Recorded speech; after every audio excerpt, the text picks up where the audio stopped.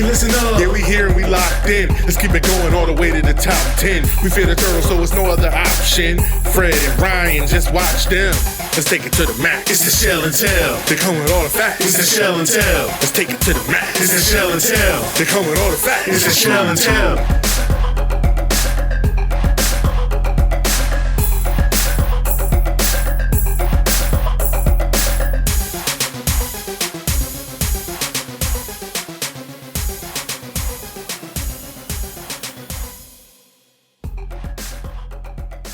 All right, fellas. So we're going to talk some Terps. It's been a while. I can't hit the Shell and Tell button because he's in the wrong damn place. That's this is fine. weird. Okay, That's I'm fine, going to go man. pee, but it's not because of Shell and Tell. I swear to God. I've been playing a lot Exciting around College Park. It has been a minute, man, but I figured it was time. We're getting close to the 2022 season kicking off. We're less than 40 days away now. Saturday, September 3rd, 12 p.m. at Capital One Field. So I figured we'd do a little bit of a season preview. Ryan and I just released today our latest episode of Shell and Tell podcast. So if you want a little bit more in depth on quarterbacks, running backs, Wait, and we're the not tight going an end hour group, and 14 minutes right now? We're not doing that? No, we're not doing a full hour and 14 minutes. You want a little bit more in depth, make sure you check out the Shell and Tell episode that we just posted. We did that on YouTube and all your major podcast platforms as well. But this team's ready, man. They're ready to build off the big Pinstripe Bowl win last year over Virginia Tech. Locke said this season started in New York for that bowl game in March, and he wasn't wrong, man. It's just been rolling ever since, and I'm excited for it. Yeah, and I mean, obviously they had Big Ten Media Day today where you saw all the teams there. You had your three representatives from Maryland in Jacorian Bennett, Raheem Jarrett, and Talia, all being present along with Michael Oxley. Yes, I got all those names, Ryan. You should be impressed right now. That's how many Orioles I know. I'm getting there. But no, I think it was really interesting because I did watch it. I had it on in the background, and as they were coming up, I'd pause it, or if I was on a call or something and trying to listen. And you really heard that same sentiment, right? That they really did, as a team, feel that the tone changed at that Pinstripe Bowl. Yeah. Not only just getting there, but being successful. Yeah, you had a lot of guys that really didn't have a whole lot of on-field time during the season, guys that were going to be a part of the future, guys that were going to be a part of 2022, get a lot of action in it. Some guys got their first touchdown, some guys got their first yardage. It just depends, but it was a good sample size. It was a good test, I guess, going into for this season. Yeah, and you heard these guys. I thought it was interesting. One of the last questions they asked was, what does a successful season for them look like this year? And it was Getting lectured. It was the canned answer, but yes, I thought the same thing. Rack's gonna get talked to. But it was the canned answer of it's got to be a Big Ten championship. Well, I'll give you my response to that in a little bit, and I'll let Ryan kind of piggyback off of that as well. But, man, I figured we'd talk a little bit about, you mentioned him, Talia. Yeah, I mean, the guy, you can see it. I will say, in watching it, he's... Because this is a guy that you were ready to bench after the first game you watched him. He's also, I noticed, and maybe it's just because it was a national media thing, and I have to go back and see how he was last year. He seemed really quiet this year, which calm and quiet, right? Composed. Yeah, but he's not a very vocal guy. No, he's a Heisman Trophy. That's the thing, right? So far. He is the unquestioned leader of this team, and it's just interesting to see that. Yes, we've heard it. We've seen that he can lead this team on the field. Off the field, I was a little surprised to see how quiet he was, and that I think that's a family thing because his brother's the same way, and it very well could be. But I thought it was interesting, so I kind of wanted to get your take. Is he ready to take his game to the next level? Do you guys see him being able, I give him crap. I gave him crap. I ate my words. I ate crow last year. 100%, I'll say it. Mm-hmm. I want to see him continue if this is going to continue and he's going to be successful at each level. So do you think he's ready to make that leap? I absolutely do. I mean, the bar is high. Because, when you look at... He set every record. When you look at everything he did last year, single-season passing yards, 3,860, 10th in NCAA, the most Terp for a Terp ever. Single-season completions, 328, Terp record. Single-season completion percentage, 69.2. Career completion percentage, 67.6. Both Terp records. Right. Single-season touchdowns, 26, tied with Scott Milanovic back in 1993 for a Terps record. Single-season 300-yard passing games, 7, a Terp record, right?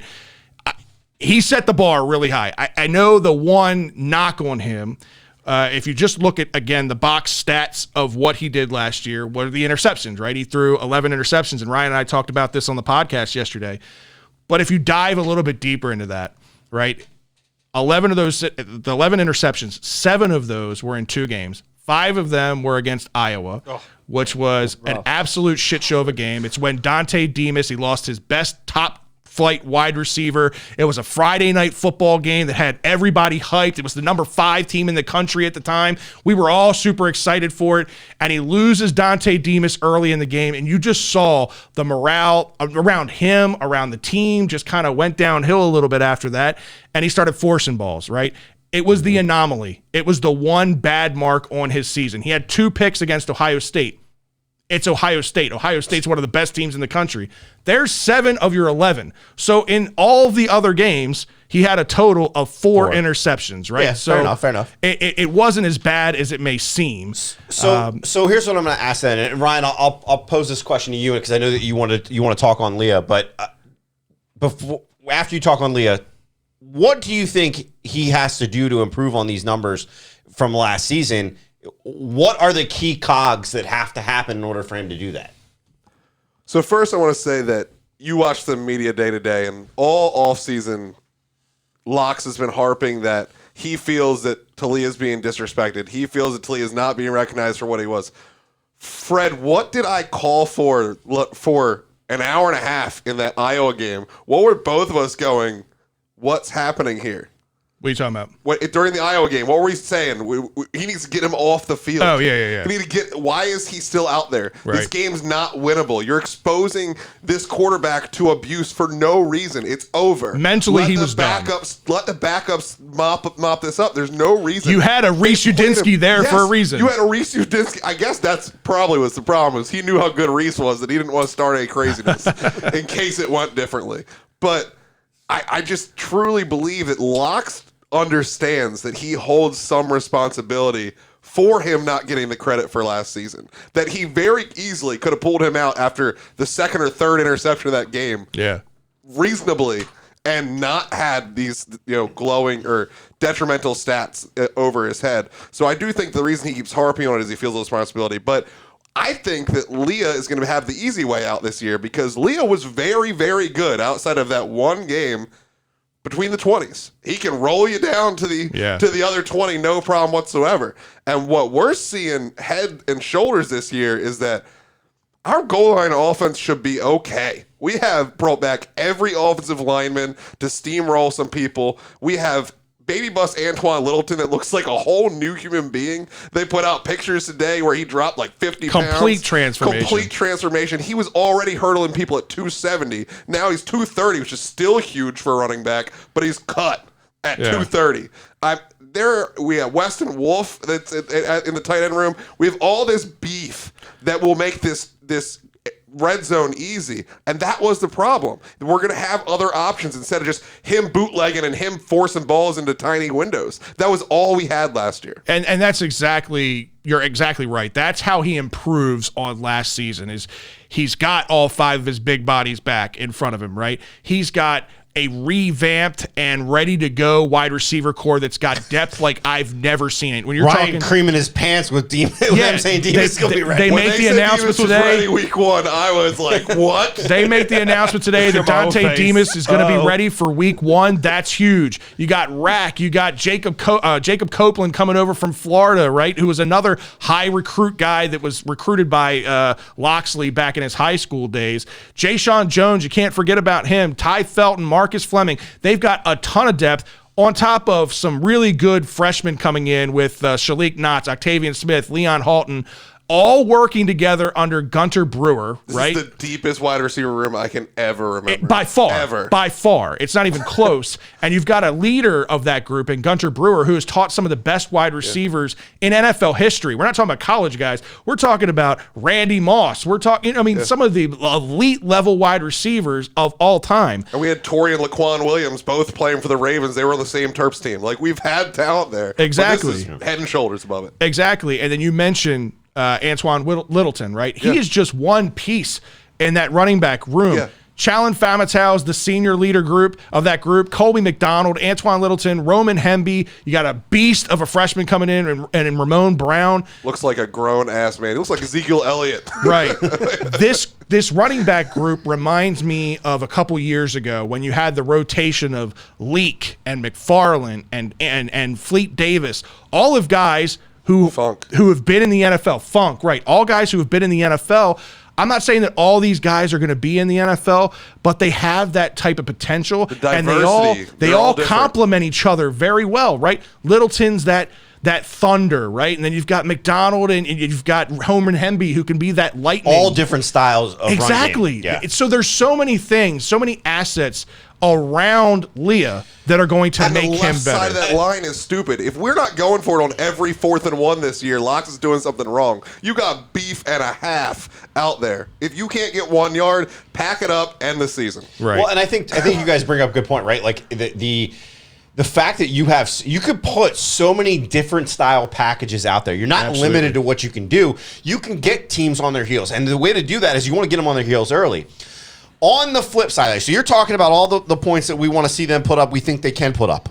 On the flip side of that, we might see some points scored against us. My question is, how do they stop the points from being put up against them on this defense? And that is the big question. I mean, because they took some big losses in the secondary, big losses at linebacker.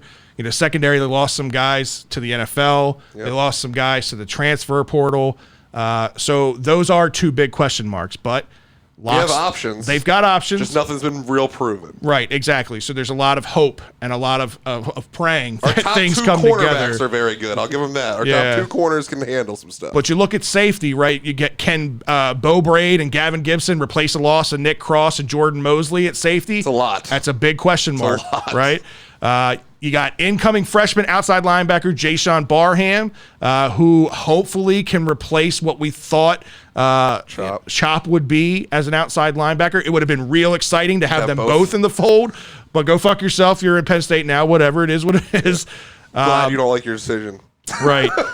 You did get the transfer from WVU and Vondarius Cowan to help mitigate the loss of the freshman and Brandon Jennings, right? Because he was a guy who, as a freshman, came in, stepped in, and made an immediate impact. So Cowan, another guy who had some ties to Loxley early on in his Alabama days, ended up playing at Alabama, then transferring to West Virginia. Now he's at his 3rd college year at Maryland. He wasn't utilized to his best of ability at West Virginia, so hopefully he'll be utilized, and Locks knows his strengths here a little bit better. And they don't call him the Godfather of the DMV just because he recruits. Right. Locks has a way of getting with these young men that are doing things that aren't good for themselves and getting them refocused on football and doing things. Right. So some of these guys that weren't successful elsewhere, especially a Jacob Copeland where his mom walks out of the commitment to Florida, didn't want him in Florida. Like, these are guys that Loxley has a way of putting under his wings and getting things done. And, like, bringing them to, I was where you were. Like, right. This is what I am now. Look at what I have, and you can have it too. Like, it works. The guy has a way to communicate. And the other question is a guy that you and I have been high on for years now, a Ruben Hippolyte. Does he take that next step? I'm not saying he took a big step last year, but it wasn't what we thought he was going to be yet. Right, exactly. So that's a question mark as well. Can Darrell Chami improve on his pressure numbers from last season before he got hurt? I know a lot of people preseason have him ranked pretty high. That would be a big get to have opposite of Barham. Hippolyte said he wanted to be the best linebacker in Maryland history. That was what he said before he got here. Right. So he got big shoes to fill. He does, for sure. They did bring in, you mentioned some of these diamonds in the rough. They did end up getting Caleb Wheatland, who was getting a whole lot of high praise as a 3-star linebacker as a freshman coming in. A hidden gem, right? A guy who can come in like a Brandon Jennings and making an immediate impact. I'm not going to say he's going to be a starter day one, but if he's in that rotation, he's going to give you some snaps, and you'll start to see him gain more and more trust and more time as the season goes on. A freshman, we are not redshirting. Exactly. And I'll be honest with you, you kind of mentioned it earlier with the transition and the transformation and Antoine Littleton. I think where they win on defense is in the strength and conditioning. If you went on social media today, if you're a Terps fan at all, a lot of half-naked boys out there. there's a lot of half-naked boys, but the transformation that you see. They're men at this point, guys. Let's be a little Right, careful man. with our wordings. The transformation you see in these guys, Not some just of them, the tattoos. right? Some of them in 6 months, some of them in a year. You know, you're seeing that the investment that they put in with this new facility is paying off in a big way. And I think you can turn some of these project players, some of these lower rated star players into better players physically. It's going to translate on the field. It's interesting that you kind of said that is that it's a culture, right? Yeah. And Jacorian Bennett alluded to that today when he was talking. They asked him, they talked about his history, right? The fact that you were at this junior college, right? And you never got any top tier or top tier schools that were trying to recruit you. Right. You went to junior college. Now you're here in the Big Ten. You're becoming an impact player. What are you learning while you're here? And he basically said, like, I'm learning. This is a job. I got to put in the work. And I see guys like Raheem Jarrett and Leah put in the work, and it makes me want to go in and up my game better. So good. it's a culture. It is a culture that they've created, and it really is working. And I think this is, it's a tough conference. It's a tough division. It's one of the toughest in college football. So, teams are obviously going to score. Can we outscore everybody? That's how they're going to have to win because, listen, this defense, I think it's got some promise, but there are a bunch of question marks, right? So a lot is going to ride on the shoulders of the offense. Can they be effective? Can they outscore some of these teams? Keep them in the games. And it's who are you talking about? Yeah, are we going to stop Ohio State? No. Like, nobody's stopping Ohio State. You have to win exactly like we could have won, with our first game. In overtime, the last person with the ball in their hands. My biggest question on the defense was Greg Rose an apparition? Or was he for real? I believe in him. He came from literally nowhere in the middle of that Illinois game. The rose that grew from the crack. Yeah, single-handedly win. I hope not crack. Single-handedly win a game with 2 sacks, basically. He grew from the crack in the shell. How about that? Dominated in the pinstripe bowl with his touchdown, the scoop and score. Like, if that guy was actually as good as he showed last year and decided to come back for a 5th year of college football, that's a man that could literally disrupt everything and make all your people that are just kind of covering spots better. Yeah. All right. That defensive line is legit. They've got a lot of young guys, too, that were freshmen last year that saw a little bit of They're time. the 4 stars that stuck around. They're going to make some big impacts. Tommy King-Bisote, Zion Shockley, Taze Johnson. Like, they're going to make some impact. Hang on. Drew has a question during the Terps is a segment. Go ahead, Drew. He'll like this. It's going to be a good one. All right. Like the best thing that they did in this offseason?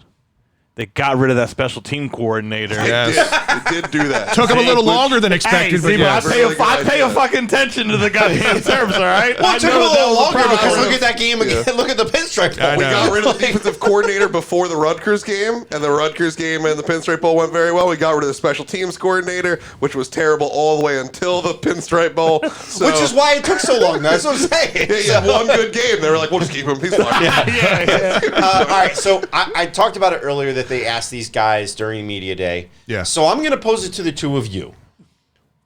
2022 is a pivotal season for the Terps. Agreed? Yeah. So my question, Every year is, but yes. I know that. How do you define success in 2022 for the Maryland Terps football team? All right, so I kind of broke this down. I wasn't going to dive this deep into it on here. I was going to do it on a Shell and Tell, but I'll copy and paste in the Shell and Tell as well. So I'm going to allow you to kind of gauge where I see this thing shaking out and see if I'm over optimistic, if I'm right where you are, or if I'm under expectations, right? Because when you look at this team, obviously finished 7-6 last year, including their bowl win. I broke this I guess, growth and this schedule down into 4 groups, right? Have to win, should win, could win, won't win. Okay? Ohio State is your only one. So hold on. Have to win first 3 games of the year. Buffalo, Charlotte, SMU. Those are 3 games you should start the year Hey, 3-0. Charlotte beat Duke. Those are 3 games you should start the year 3-0, hands You're down. the football fan, and you just referenced Charlotte beating Nah, Duke as an man. I just wanted argument. to say Really? Duke lost on a Maryland podcast. Next group should win. Indiana, Northwestern, Rutgers. Those are your 3 Big Ten should wins. So if you win your 3 games in the beginning of the year and you win your 3 should win games into the Big Ten, you're bowling.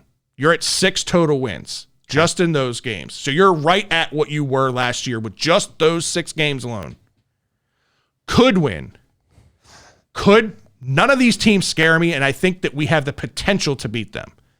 Michigan State and Purdue, both at home. Okay. Winnable games. Wisconsin, Penn State, both road games.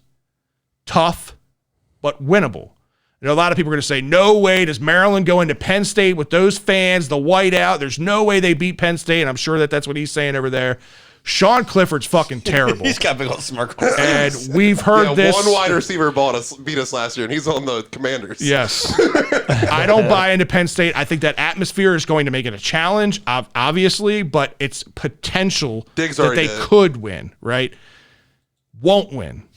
Ohio State and Michigan. I'm only saying Michigan, Ryan, because I'm hoping the reverse jinx of us. Motherfucker. I'm hoping the reverse jinx of us being there. I Well, spent then a we'll lot win. of money to go to Michigan. I'm hoping we win. But here's the way I look at this, right? So you've got 6 wins between have to win and should win, right? So you're already bowling with that.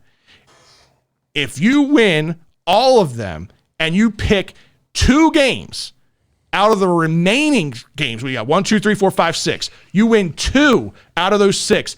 That's 8 wins before you get to a bowl game. So you have a potential for a 9-win season if you're counting the bowl win. For me, that's a very successful year. And it leaves me excited for the future. All right, so Ryan, we're going to throw it to you.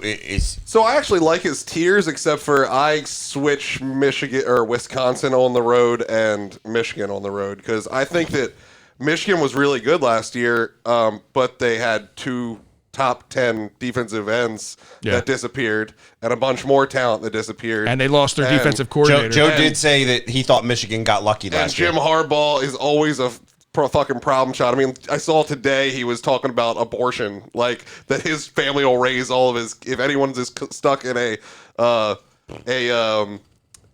child they don't want with these new laws, that his wife will raise their kids. Well, I really hope Jim Harbaugh has 347 kids by the end of the year. He doesn't have time for football. That would be really helpful. But yeah, I kind of think Michigan is more winnable than Wisconsin on the road. Wisconsin still takes football real seriously. It's going to be just as intense as a Michigan atmosphere, just as intense as a Penn State atmosphere. The Penn State-Maryland rivalry in Maryland's head is kind of like that Duke-Maryland rivalry where, like, Maryland's taking it more seriously than Penn State, and that's what evens that out for me. So and I think the loss of Chop is going to be a little bit of a storyline, too. So I like your tiers. I just switch Wisconsin and Michigan. But I have us at a 7 regular season wins with an 8 in the bowl is kind of where my head's at with a successful season. What I love that Rack today was quoted as saying 10 wins has to be the next step. I think he's going to get lectured on that, but I like his optimism. I know that last year, Anthony Pecorella, off the record, said, I can sit here and tell you guys 10 wins, but I don't think Coach would like it very much. Well, Rack just did a Big Ten Media Day. Right. So here we are this year that somebody's doing that. So I think that 7 wins in the regular season will get us to a bowl that we can win because we're playing a non-Big Ten team in a very similar 7-win situation. And 8 wins in the regular season, again, puts us where we would probably end up getting close or losing a bowl game. So I think we're going to be right at that 8-win mark at the end of the year. I get what you're saying. You're saying 7 wins is where you picture them being. But the question is, what do you deem successful? Is 7 wins, 1 game more than last year, deemed successful, bearing they've got all these new weapons and health and everything's back in the fold? You're saying no, I truly do. So 8 wins is including the bowl. So you're on par with 8 wins including the bowl is successful because that's actually 1 more game than last year. Right. If you win 7 regular season games and shit the bed in the bowl, it's not really an improvement. So 8 total, whether that's 8 in the regular season and a close bowl game, or whether it's 7 and a win. Either one's good. I don't want you getting blown out on national TV in a bowl game, no matter what you do. That's never good for a program. So that's where I'm at. Okay. How do you feel? I mean, I don't disagree with you guys. I think you have to play success. The one thing I think you've got to be careful with is saying that just 1 or 2 games, when you're playing up, that this is the best wide receiving core that we've ever seen. Mm-hmm. This is the offensive line should be dominant. Mm-hmm. The defense we've gained some pieces, we've lost some pieces. We should be able to come out better than we did last year. It's playing it up a lot. I'll be honest with you. Well, this team in the ACC wins 11 games. Yeah, easily. But you're not. That's what I'm saying. Is the best we've ever had still can mean we're going to get 8 wins because we've had plenty of 10-win seasons in the ACC. So it's the best. How much better are they in the Big Ten West? Yeah. I get it. A lot better. And Exactly. Mike Moxley is a proponent of the getting rid of these divisions, and it will happen soon. Yeah. So that is the next step of Maryland getting back into those 10-win worlds is when we get rid of these divisions. I don't hate what you guys are saying. I think for me, right, you want to be able to say that this team is taking things to the next level, right? You guys want to be that top tier contender in the Big Ten. You want to be talked about in that same breath because if you get to that point, the recruiting almost starts to come a little bit more naturally. That all the Locks talked about it today. They talked about what would it take to get to recruiting more so to the West Coast, and he said we're going to focus on what we got here. But if our success leads us to be able to get some of these big names that are out west, and these if we need a quarterback and I need to go out west to get it, I'll go do that. But I'm not going to go actively do it. Oh. So what I get out of all that is, if they can have success with the guys around him, the recruiting will start to naturally. You have influx. to beat 2 of them. That's where I was going. You have to beat 2 of them. I actually thought you have to beat, of the ones that you listed, of your buckets, of the could wins and the won't wins: Michigan State, Purdue, Wisconsin, Penn State, Ohio State, Michigan. I think a successful season, you beat 2 of them. That's exactly what I said. But I think to make the big leap that they need to make as a program is 3. When you can do is not lose by 21 points. I think, that's what you have to or do. keep it close. That's fine. Yeah. I'm fine with Ever. I think setting that bar at 9 wins before a bowl is lofty expectations to jump from last year to this year. I just think, listen, do I think we could potentially win 9 games? Yeah. Yes, we I'll could be really potentially excited. win. I would be super excited. But setting that bar as the expectation from last year to this year, I think is too large of a jump. Football is very different than like baseball or basketball where there's multiple games, right? One win difference accounts for so much.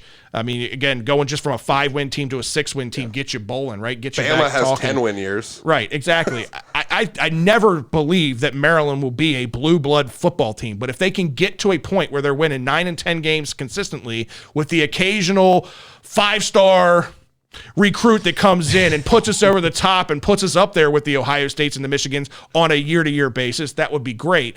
But to have that happen in this one season, that one big jump is a huge jump and it's a huge ask. And I get that. My whole point in saying that is we really want to see this school jump to the next tier, like to be in those same breaths, right?